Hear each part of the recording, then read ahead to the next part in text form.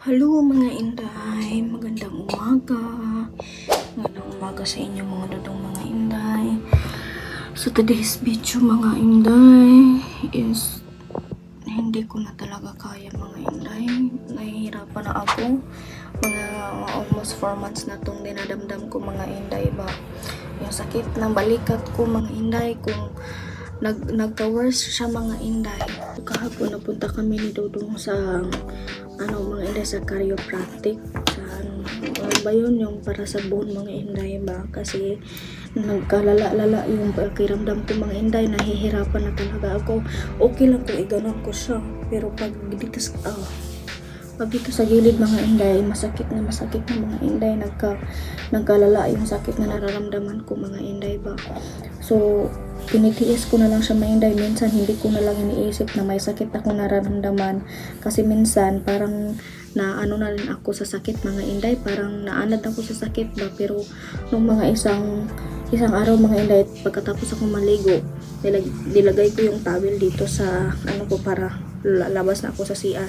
Pero pag tapis ko ganun mga inday, pag isa ng balikat, wala ka ang sakit mga inday, para akong hindi na makagalaw ng maayos pa pataas ng akin mga kamay mga inday, kasi sumasakit na siya.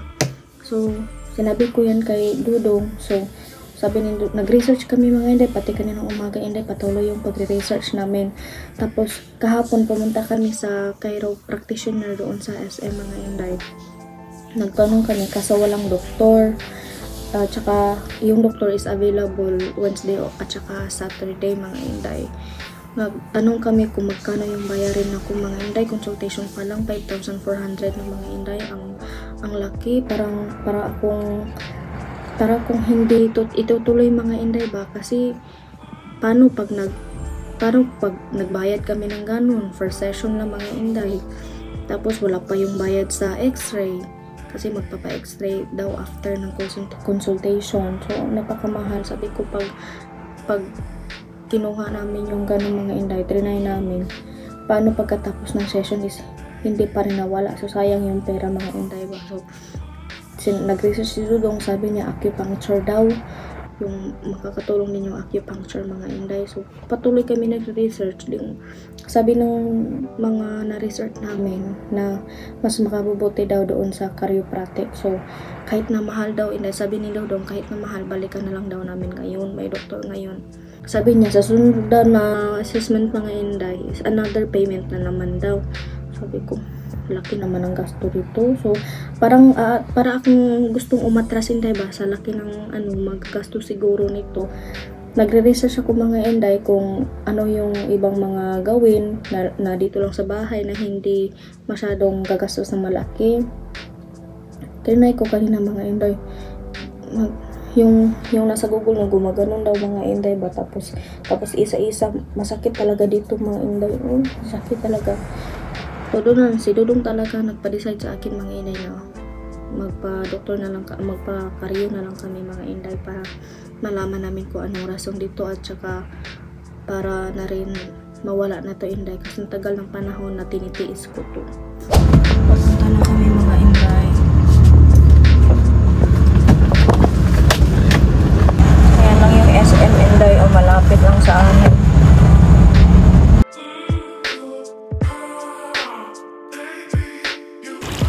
Fishing kami mga inday.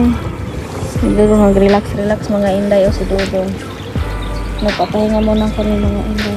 Hindi natuloy yung chiropractor namin kahapon kasi walang doktor. Ang ginawa namin mga inday, nag-fishing na lang kami ni Dudong.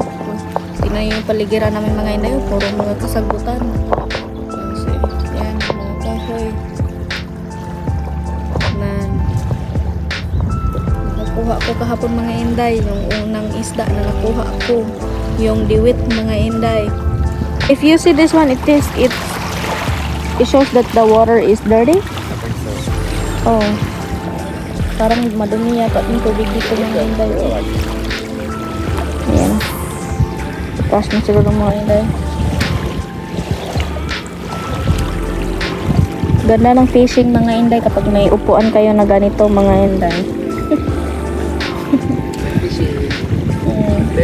There's my lure. Lure. Yan yung lure na nakakuha kahapon sa akin na inday ng fish. First time.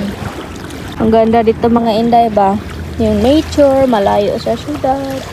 Pero nagsisimula ng uminit mga Inday. Uuwi na siguro kami.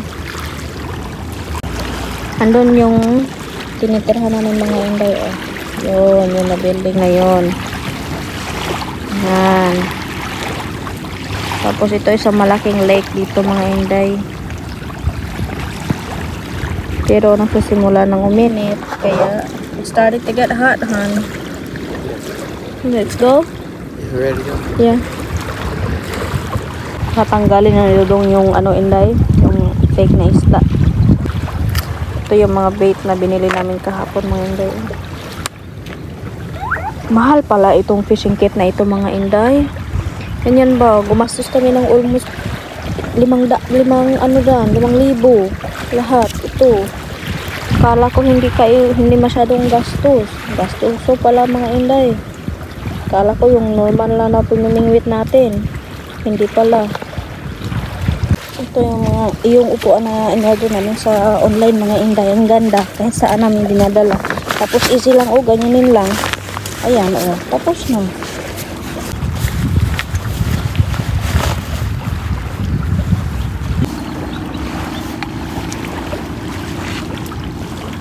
O, ganyan lang mga Inday. O, pack. Let's go. Aakyat pa kami dyan mga Inday.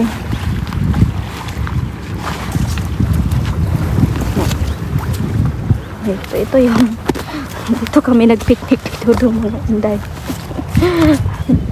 Ayun. O, puro kasagutan. Yun na yung SNC side at saka yung Ocean Park mga Inday. Nandito kami sa likod. Puro mga sagot ng mga Inday. O. Sulong-sulong ta diri. Uy, kadaghang langgam. Kuyawan ko yesterday mga Inday. Kuyawan ko kahapon mga Inday. Kala ko may ahas dito ba. Kinaman pala eh. Gusto ko talaga mag-fishing mga Inday. Gusto ko talaga mag-fishing mga Inday. Kasi itong si Dudong. Ala, sorry. Nakita si Dudong. Kasi itong si Dudong doon sa Amerika mga Inday. Mahilig siya mag-isda. Yung may fishing kit din siya doon sa Amerika mga Inday. Tapos ang mga lalaki na mga bass fish na nakuha niya mga Inday. Pero sabi niya pagkatapos niyang makuha mga Inday, binibidyohan niya, isasend niya sa akin. Tapos ayun, i-release lang niya sa tubig mga Inday. Sabi ko pag andyan ako, lulutuin ko talaga yan. Sabi niya dito daw, pagdating daw niya dito sa Pilipinas mga Inday, bibilhan daw niya ako ng fishing kit na ganon mga Inday ba. Kasi yung sa atin sa probinsya, yung wati lang mga Inday, ganon lang. Hindi yung mga ganon. Akala ko pabalik naman ito sa US Dudong next month mga Inday ba. Tapos hindi pa rin siya bumabili. Nagpaabot lang talaga ako mga Inday. Ako na yung nag-push talaga kahapon na bibili kami kasi gusto ko nga maka-experience ng fishing mga Inday ba, para maiba naman. Ayun, binili mga Inday. Hindi ko alam. Malaki pa yung magasto mga Inday. 5,000 mga Inday. You okay? No, I was just wiping off my feet. Okay. 5,000 pala yung mga magagasto namin dito sa fishing kit na ito mga Inday.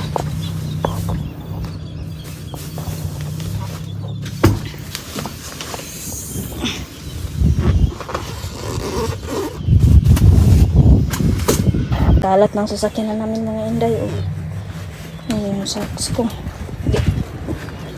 Okay.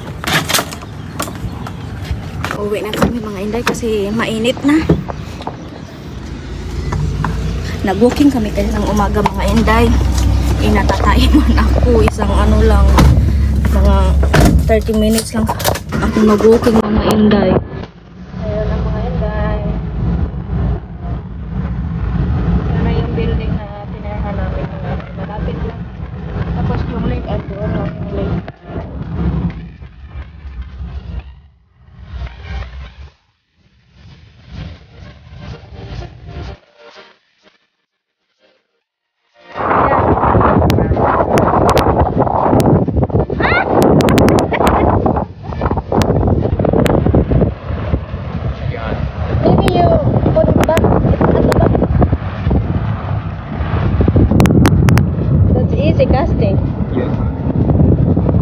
Fishing in the Fishing in the Philippines. Now a new rod and reel. Open face.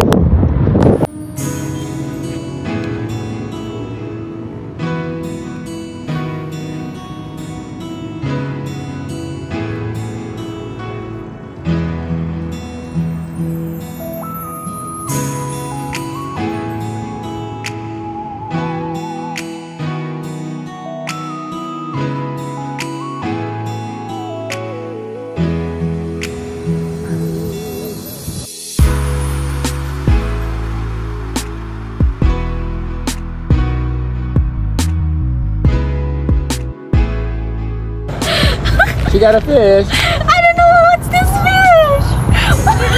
Lay it down on the ground so you can see it. Lay it down on the ground. Put it down on the ground. Oh my god. She got a fish. It's like a silvery fish. Wow. She caught it. She got it. She caught a fish. Her first fish. I got a fish. She got a fish. First bite. First fish. She got it. It's a silver looking fish. Hala, diwit. Long and slender. This is very yummy. Okay. I get this. Okay. Ay, mga inday, nakakuha kog diwit. Nakakuha kog diwit, mga inday. Nandito na kami mga inday sa bahay, mga inday. Tapos si Dudong natutulog. Kasi kagabi, mga inday, nag-isip si Dudong kagabi, dami tumatawag sa negosyo niya. So, ipapakita ko sa inyo kung ano nakuha ko kagabi, mga inday. Isang diwit. Pero pinutol ko na siya kagabi, mga inday, kasi lutuin ko sana. Sabi ni Dudong kagabi, kasi si Dudong kapag nangingisda yan siya, mga inday, kung ano yung nakukuha niya, ibibigay lang niya sa iba or buhian niya sa tubig. Pero ako kagabi, mga inday, kasi mahilig ako sa isda, so hindi ko pinakawalan, mga inday, hindi ko rin binigay kung sino-sino. So dinala ko, and hindi ako kagabi, mga inday. O, tingnan niyo yung ano niya, mga inday, yung ngipin niya, mga inday, tingnan niyo. O, diba? Kahit kaiyang ngipin, mga inday. First time kong nakakuha ang inday na gumamit ng doong pingwit na gano'n, mga inday. Yung mamahalin na pingwit, mga inday. So ko, akala ko hindi yung mahal magpala, mga inday. Uy, sinabi ko kay Dudong kahapon. Kasi kahapon pala kasi namin yung nabili, mga inday. Sinabi ko kay Dudong na hindi na lang natin yan bilhin. Sabi niya, andito na tayo, so bilhin lang daw. So, hindi ko gusto, mga inday, na yung full amount na siya yung magbabayad kasi ako man yung gagamit. So, hindi ako nag-ano, mga inday, na siya lahat yung magbabayad. So, sinabi ko sa kanya na hati tayo, 50-50 tayo. So, nagbigay siya sa akin ng kalahati, inday. Nagbigay din ako ng kalahati para ba fair ba? Kasi ako pag umuwi niya na Amerika, ako na dito ang palagi magagamit niya. Sabi niya sa akin kapag nakauwi daw siya sa Amerika, mga inday, ito daw yung gagawin ko pag wala daw akong ibang gagawin, pag board ako dito sa condo. Sabi ko, oh, maganda ito. Ito nga sabi ko sa iyo na mag-fishing tayo or mag-hiking tayo. Ganun sinabi ko sa kanya, mga inday. Ay, magluluto ako, mga inday, kasi si Dudong kunti lang yung kinain ko yun ng umaga kasi nag-walking nga kami. Isang 30 minutes lang yung walking namin, mga inday, kasi gusto kong mag-fish doon sa lake. Sabi ko sa kanya na sasama ka ba? Kung sumama, mga inday. So kunti lang yung kinain niya. May naiwan na ako itong mga ko. Isa pa itong araw, mga inday ko. Itong niluto ko mga manok, mga inday, isang araw pa ito dito sa fridge, mga inday. Hindi pa naubos. Initin ko na lang siguro. Tapos plano ko na lutuin ko yung isda na nakuha ko kahapon. Ito bang inday, lutuin ko itong mga inday kasi presko pa.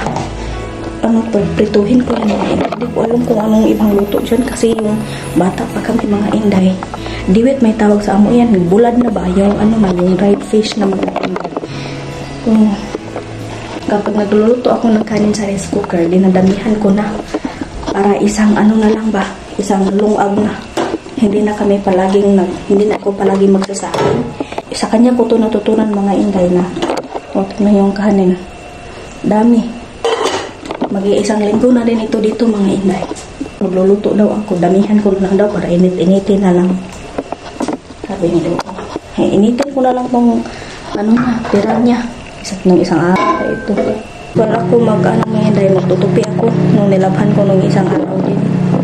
Magtutupi ako mga inday, pero para ako naglalaba.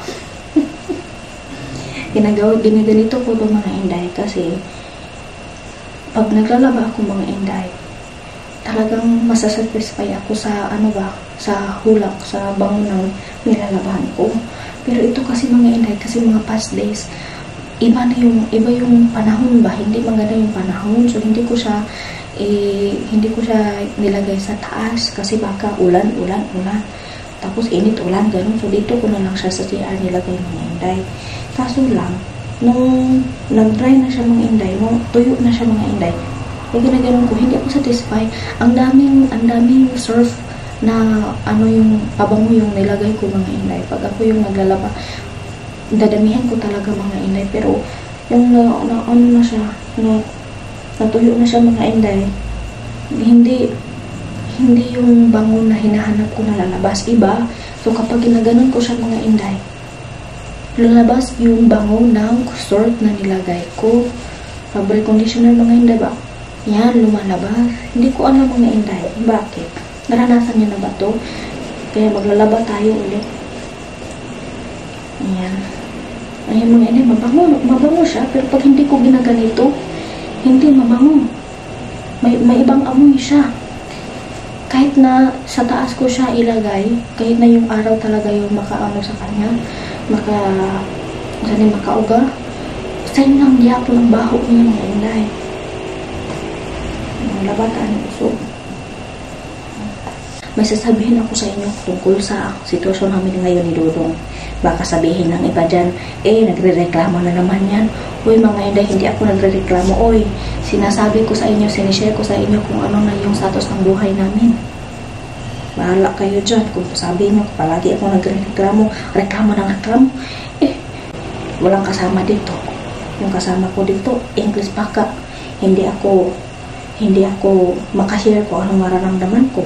Walang mag-advise sa akin. O yung mga comment yung mga inday. May mga tao naman dyan na nakikindi sa sitwasyon ko. Maganda yung pagbibigay nila ng advice. Yung iba, drama, palaging reklamo. Bahala kayo siya.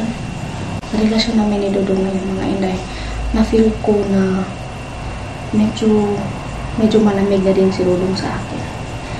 O ako man yung nag-umpisa, so siguro sinabayan niya. Pero wala naman siyang sinabi sa akin, napagod na siya. Pero nakikita ko pa rin kay Dudong mga inday ba, nakikita ko sa kanya at nakikita din niya sa akin na try namin talaga na ipaglaban kung anong meron noon. Hindi kami nag-imikan kahapon Dudong mga inday na naman. Wala man ako sa mga inday makipag-usap. Yung bang may time tayo mga babae na okay lang tayo kapag wala tayong kausap, okay lang tayo na nag-iisa tayo. May time talaga, di ba tayo na ganyan mga inday? So kahapon, hindi ako palagi nagsasalita kahapon. Siya, hindi naman din nagsasalita siya. Sinabi ko sa kanya mga inday na siguro pag uwi mo ng Amerika, wala ka ng planong babalik dito kasi nakilala mo na kung sino talaga ako. Sabi niya, hindi. 4 months daw siya sa Amerika mga inday, tapos babalik daw siya dito. Sabi ko, tingnan natin. Kasi most of the time, tupak talaga yung utak ko. Hindi ko maintindihan pati kung sarili ko mga inday.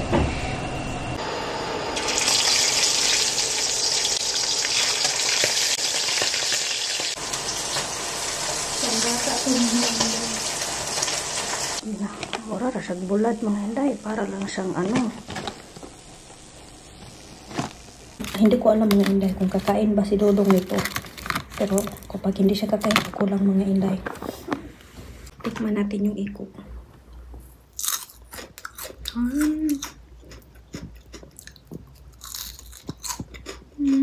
Crispy mga inday.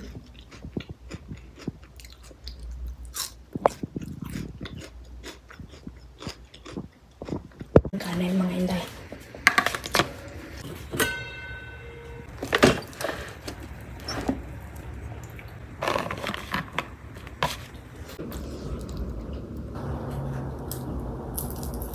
Sudaan na yun, Inday.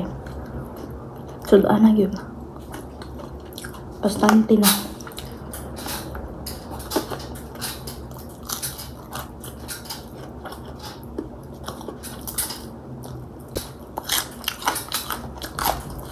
Ulo.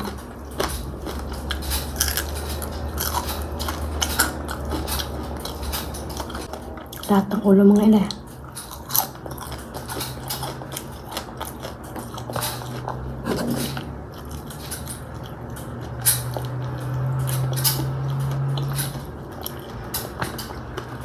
Ito yung isda ni Dudong mga inday. Gising na si Dudong. And there's a little bones in between.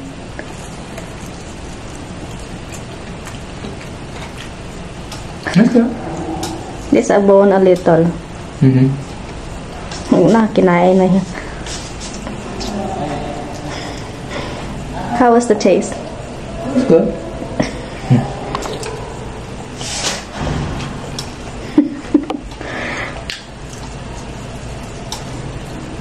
Yummy. Let's fish more later. Mabuhi na dyan ko mga inday. Dapin tagdagat. Hungry? Yeah. Ano yung pagkain ni Dudong mga inday? Thank you, ma'am. Welcome. Chulo ice cream. Tulo ice cream. Ay, Dong.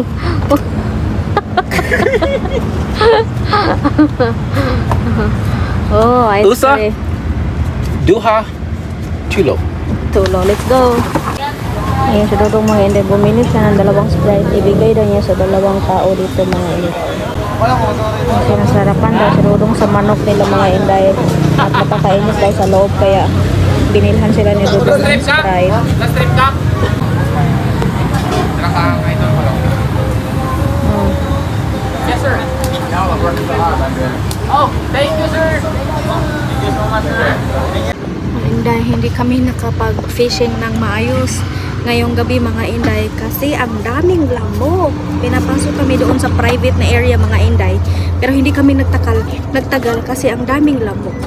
So ang gagawin namin mga inday, tapos na kami kumain, nilibre ko si Dudong ng 3 manok. Nasarapan siya mga inday. Tapos nilibre ko rin siya ng drinks niya. So pauwi na rin kami. Ayan si Dudong nag-aantay.